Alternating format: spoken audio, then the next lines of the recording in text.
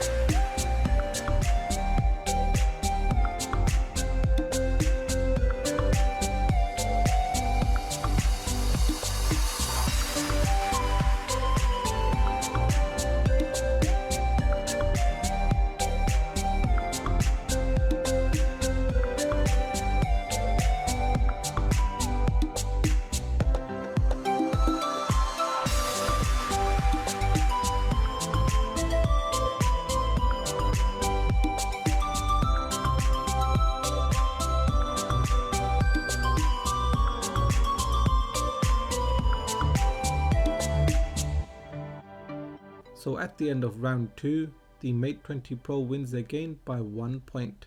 So that is the end of this speed test comparison, and here is a recap of the scores. In round 1, the Mate 20 Pro won by 1 point. In round 2, the Mate 20 Pro won again, and that was also by 1 point.